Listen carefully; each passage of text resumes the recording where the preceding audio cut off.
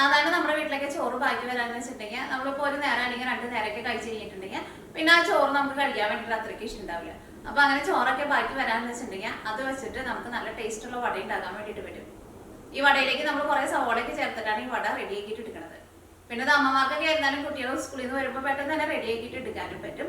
പിന്നെ ഇതിലേക്ക് നമ്മൾ ചേർക്കണ എല്ലാ സാധനങ്ങളും എപ്പോഴും നമ്മുടെ വീട്ടിൽ തന്നെ ഉണ്ടാവുകയും ചെയ്യും. അപ്പൊ നമുക്ക് നോക്കാം ഇതിനെ റെഡിയാക്കാന്ന്. ഇനി ഇത് റെഡിയാക്കാൻ വേണ്ട സാധനങ്ങൾ എന്തൊക്കെയാന്ന് നോക്കാം. അപ്പൊ ഞാനിവിടെ 1 കപ്പ് ചോറ് എടുത്തിട്ടുണ്ട്. ആ ചോറ് ഏത് ടൈപ്പ് ചോറായിരുന്നാലും കുഴപ്പമില്ല. ഞാനിവിടെ കുത്തരിയുടെ ചോറാണ് എടുത്തേക്കുന്നത്. അത് നമ്മൾ കഴിക്കാൻ എടുക്കുന്ന ഏത് ടൈപ്പ് ചോറ് എടുക്കാം. അപ്പൊ 1 കപ്പ് ചോറ് എടുക്കുമ്പോൾ 1/4 കപ്പ് റവ എടുക്കണം. കാരണം ചോറ് തന്നെ ചേർത്തിട്ടുണ്ടെന്ന് വെച്ചിട്ടുണ്ടെങ്കിൽ ചോറിന് പശിമ ഭയങ്കര കൂടുതലാണല്ലോ. അപ്പോൾ നമ്മളത് ഫ്രൈ ചെയ്തിട്ട് എടുക്കുമ്പോൾ ഒരുപാട് ഓയിൽ കുടിക്കും. അപ്പോൾ ചെറുതായിട്ട് തരിയായിട്ട് എന്തെങ്കിലും ചേർക്കണം. അപ്പോൾ 1/4 കപ്പ് റവ ചേർക്കാം. ഞാനിവിടെ വറുക്കാത്ത റവയാണ് എടുത്തത്. വറുത്ത റവ ഇരുന്നാലും കുഴപ്പമില്ല. പിന്നെ ഈ ചോറിനും പിന്നെ ഈ റവയ്ക്കും കൂടിയിട്ട് കുറച്ചും കൂടി നല്ലൊരു ബൈൻഡിങ് കിട്ടാൻ വേണ്ടിയിട്ട് ഇതിലേക്ക് കോൺഫ്ലവറും ചേർക്കണം. ഞാനിവിടെ തൈര് എടുത്തിട്ടുണ്ട്. ഈ ചോറിൻ്റെ ഒക്കെ ഒരു ടേസ്റ്റ് ആകുമ്പോൾ അതിൻ്റെ കൂടെ കുറച്ച് ഒരു പുളിയും കൂടിയും ചെല്ലുമ്പോഴായിരിക്കുമല്ലോ ആ ചോറിൻ്റെ ഒരു ടേസ്റ്റിന് കുറച്ചും കൂടി നല്ലൊരു ടേസ്റ്റ് വരാം. അപ്പോൾ ഒരു ചെറുതായിട്ടൊരു പുളി രസവും വേണം. അപ്പോൾ ഞാനിവിടെ തൈര് എടുത്തിട്ടുണ്ട്. ഇതൊക്കെ എന്തോരം ചേർക്കണേന്ന് നമുക്ക് ചേർക്കുമ്പോൾ ഞാൻ പറയാട്ടോ. നമ്മളിതെല്ലാം കൂട്ടിയിട്ട് ഒരു മിക്സ് ഉണ്ടാക്കും. എന്നിട്ട് ഈ മിക്സിലേക്കാണ് നമ്മൾ സവോള ചേർക്കണത്. അപ്പം ഞാനിവിടെ ഇതേപോലത്തെ 3 സവോള എടുത്തിട്ടുണ്ട്. ഈ സവോള നല്ല കനം കുറച്ചിട്ടൊന്ന് സ്ലൈസ് ചെയ്തിട്ട് എടുക്കണം. പിന്നെ കുറച്ച് മല്ലിയില എടുത്തിട്ടുണ്ട്, കറിവേപ്പില എടുത്തിട്ടുണ്ട്, പിന്നെ ഇതേപോലത്തെ ഒരു പച്ചമുളക് എടുത്തിട്ടുണ്ട്, ഒരു ചെറിയ കഷ്ണം ഇഞ്ചി ഒരുപാട് വലുത് ചേർക്കണ്ട, ഇതൊരു ചെറിയ കഷ്ണമായിട്ട് എടുത്തേക്കുന്നത്. പിന്നെ ഇതേപോലത്തെ ഒരു വലിയ വെളുത്തുള്ളി, പിന്നെ ചെറിയ ജീരകം. പിന്നെ ഇതിലേക്ക് മസാലപ്പൊടികളായിട്ട് മഞ്ഞൾപ്പൊടിയും ചേർക്കുന്നുണ്ട്, മുളക് പൊടിയും ചേർക്കുന്നുണ്ട്. നിങ്ങൾക്ക് ഗരം മസാല വേണമെന്ന് വെച്ചിട്ടുണ്ടെങ്കിൽ ഗരം മസാലയും ചേർക്കാം. പിന്നെ ആവശ്യത്തിന് ഉപ്പും വേണം. അപ്പോൾ ഇത്രയ്ക്ക് സാധനങ്ങളാണ് ഇത് റെഡിയാക്കാൻ വേണ്ടിയിട്ട് വേണ്ടത്. അപ്പോൾ നമുക്ക് ഫസ്റ്റ് ഈ ചോറൊന്ന് അരച്ചിട്ട് എടുക്കണം. അപ്പോൾ ചോറ് അരച്ചെടുക്കാൻ വേണ്ടിയിട്ട് മിക്സിയുടെ ഒരു ജാർ എടുക്കാം. ഇതിലേക്ക് 1 കപ്പ് ചോറ് ചേർക്കാം. ഇതിപ്പോൾ മെഷറിംഗ് കപ്പിൽ തന്നെ വേണമെന്നില്ല കേട്ടോ. നമ്മൾ ചായ കുടിക്കുന്ന ഗ്ലാസ്സിൽ എല്ലാത്തിൻ്റെ അളവ് എടുത്താൽ മതി. ഇതിലേക്ക് തൈര് ചേർക്കാം. തൈര് ഞാനിവിടെ എടുത്തേക്കുന്നത് അത്രയ്ക്ക് അങ്ങോട്ട് അധികം പുളിയില്ല കേട്ടോ. എന്നാൽ അത്യാവശ്യം പുളിയുണ്ട് താനും. തൈര് ഞാനിവിടെ ടേബിൾ സ്പൂണിലാണ് ചേർക്കുന്നത്.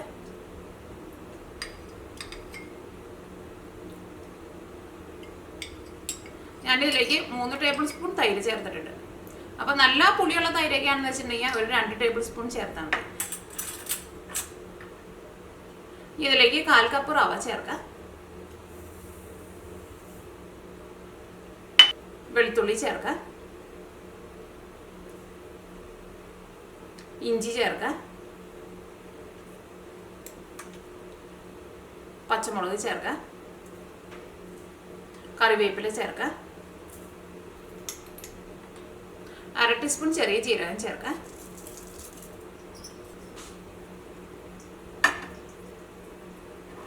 ഇത് അരച്ചെടുക്കാൻ വേണ്ടിയിട്ട് ഇതിലേക്ക് വെള്ളം ചേർക്കാം. ഒരുപാട് വെള്ളം പോലെ അരച്ചിട്ട് എടുക്കണ്ട, കുറച്ച് വെള്ളം ഒഴിച്ചിട്ട്, ഒരുപാട് വെള്ളം ചേർക്കണ്ട, കുറച്ച് വെള്ളം ഒഴിച്ചിട്ട് നല്ല പേസ്റ്റ് പോലെ അരച്ചിട്ട് എടുക്കാം.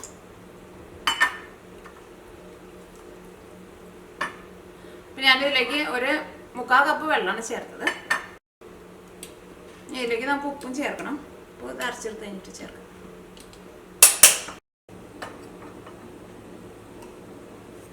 നമ്മുടെ മിക്സ് നല്ല പേസ്റ്റ് പോലെ അരച്ചെടുത്തിട്ടുണ്ട്. ഇത് വേറൊരു പാത്രത്തിലേക്ക് പാർത്താം. ഇത് കുറച്ച് വെള്ളം പോലെ ഇരിക്കണത്. ഇനി ഇതിലേക്ക് നമ്മൾ കോൺഫ്ലോറും കൂടി ചേർത്തിട്ട് മിക്സ് ചെയ്യും. ഇതിലേക്ക് കോൺഫ്ലോർ ചേർക്കാം. കോൺഫ്ലോർ ഞാനിവിടെ ടേബിൾ സ്പൂണിലാണ് ചേർക്കുന്നത്. 4 ടേബിൾ സ്പൂൺ കോൺഫ്ലോർ ചേർക്കാം. ഇതിലേക്ക് കുറച്ച് മഞ്ഞൾപ്പൊടി ചേർക്കാം. അത് ഞാനിവിടെ ഇത്രയ്ക്കാണ് എടുത്തേക്കുന്നത്. കാരണം ഒരുപാട് ചേർക്കണ്ട, ജസ്റ്റ് ഒരു കളറിന് വേണ്ടിയിട്ട്. ഇതിലേക്ക് മുളക് പൊടി ചേർക്കാം. മുളക് പൊടി ഞാനിവിടെ 1 ടേബിൾ സ്പൂൺ മുളക് പൊടിയാണ് ചേർക്കുന്നത്. മല്ലിയില ചേർക്കാം. മല്ലിയില നല്ല പൊടിയായിട്ട് കട്ട് ചെയ്തിട്ട് ചേർക്കാം. ഇപ്പോൾ നിങ്ങളുടെ അടുത്ത് മല്ലിയില ഇല്ലാന്ന് വെച്ചിട്ടുണ്ടെങ്കിൽ കറിവേപ്പില ചേർത്താലും മതി. പിന്നെ നമ്മൾ എല്ലാം കൂടിയിട്ട് അരച്ചപ്പോൾ കറിവേപ്പില ചേർത്തിട്ടുണ്ടായിരുന്നില്ലേ, അപ്പോൾ നിങ്ങൾ ഒരുപാട് കറിവേപ്പില ചേർക്കരുത് കേട്ടോ. കാരണം കുറേയൊക്കെ ആകുമ്പോൾ നമ്മൾ അരച്ചിട്ടെടുക്കുമ്പോൾ കറിവേപ്പിലയുടെ ഒരു ടേസ്റ്റ് കൂടുതലായിട്ട് വരുമല്ലോ. ഇതിലേക്ക് ആവശ്യത്തിന് ഉപ്പ് ചേർക്കാം. ഉപ്പൊക്കെ ഫസ്റ്റ് ചേർക്കുമ്പോൾ കുറച്ച് ചേർക്കാം. അതിട്ട് എല്ലാം കൂടിയിട്ട് മിക്സ് ചെയ്ത് കഴിഞ്ഞിട്ട് വേണമെന്നുണ്ടെങ്കിൽ അതനുസരിച്ചിട്ട് ചേർത്ത് കൊടുത്താൽ മതി. ഇതെല്ലാം കൂടിയിട്ടൊന്ന് മിക്സ് ചെയ്യാം. ഇതിലേക്ക് നിങ്ങൾക്ക് ഗരം മസാല വേണമെന്ന് വെച്ചിട്ടുണ്ടെങ്കിൽ നിങ്ങൾ ടേസ്റ്റിനനുസരിച്ചിട്ട് ഗരം മസാല ചേർത്ത് കൊടുക്കുക.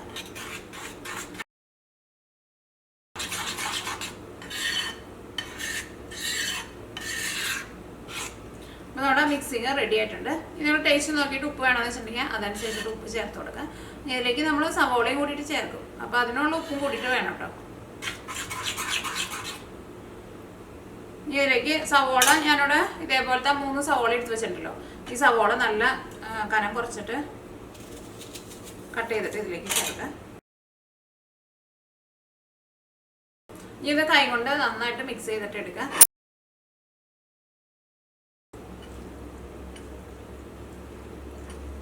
അപ്പോൾ നിങ്ങൾ ചോറൊക്കെ കൂട്ടിയിട്ട് നമ്മൾ അരച്ചിട്ട് എടുക്കുമ്പോൾ കുറേശ്ശെ വെള്ളം ചേർത്തിട്ട് അരച്ചെടുത്താൽ മതി. കാരണം ഒരുപാട് വെള്ളം പോലെ ആവരുത്. എങ്ങാനും അതേപോലെ ഒരുപാട് വെള്ളം പോലെ ആയിട്ടുണ്ടെങ്കിൽ നിങ്ങൾ അതനുസരിച്ചിട്ട് റവയും പിന്നെ കോൺഫ്ലോറും ചേർത്ത് കൊടുക്കുക.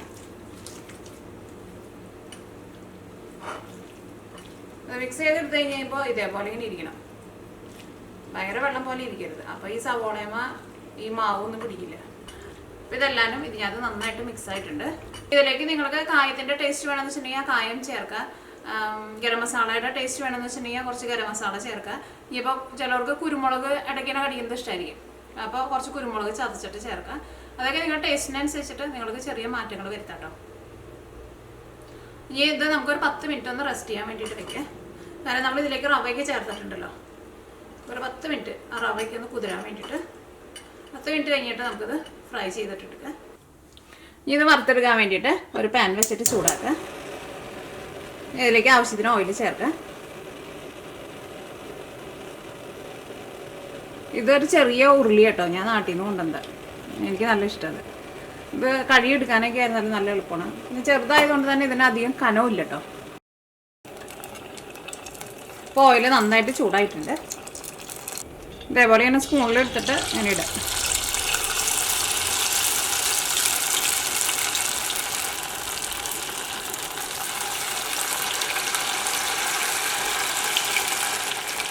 നമ്മളിങ്ങനെ ഓയിലേക്ക് ഇടുന്ന സമയത്ത് ഇതവിടെ എല്ലായിടത്തേക്കും ചെതറി പോകണുണ്ടെന്ന് വെച്ചിട്ടുണ്ടെങ്കിൽ ഇതിനകത്ത് കോൺഫ്ലോർ കുറഞ്ഞിട്ടായിരിക്കും കേട്ടോ അങ്ങനെ വരുന്നത്.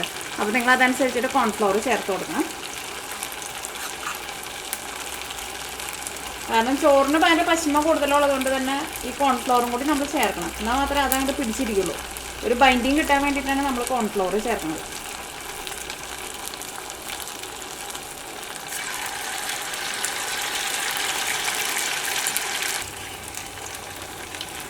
ഒരു സൈഡ് നന്നായിട്ട് മുരിഞ്ഞ് കഴിഞ്ഞിട്ട് വേണം മറ്റേ സൈഡ് തിരിച്ചിടാൻ വേണ്ടിയിട്ട്.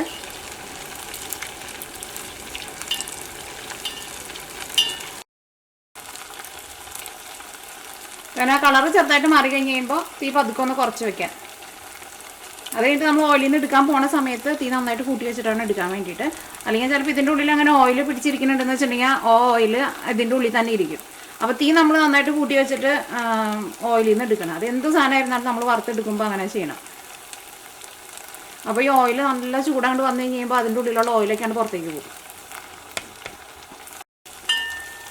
അപ്പോൾ നമ്മൾ ഫസ്റ്റ് ഇട്ടത് നന്നായിട്ട് മൊരിഞ്ഞിട്ടുണ്ട്. അതെടുത്ത് മാറ്റാം ഓയിലിൽ നിന്ന്.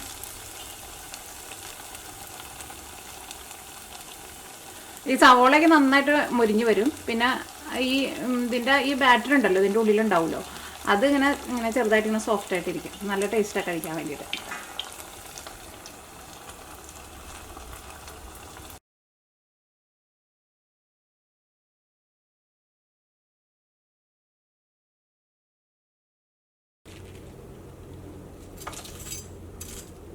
ഇപ്പം നമ്മുടെ ചോറും കൊണ്ടുള്ള നല്ല മൊരിഞ്ഞ ഉള്ളിവട റെഡി ആയിട്ടുണ്ട്.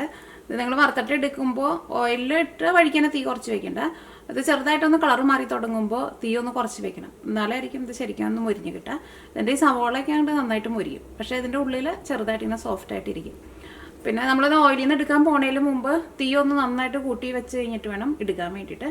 അല്ലെങ്കിൽ ചിലപ്പോൾ അതിൻ്റെ ഉള്ളിൽ ഓയിൽ പിടിച്ചിരിക്കുന്നുണ്ടെന്ന് വെച്ചിട്ടുണ്ടെങ്കിൽ നമ്മൾ ആ തീ കുറച്ച് സമയത്ത് ചിലപ്പോൾ ഓയിൽ അതിൻ്റെ ഉള്ളിൽ പിടിച്ചിരിക്കും.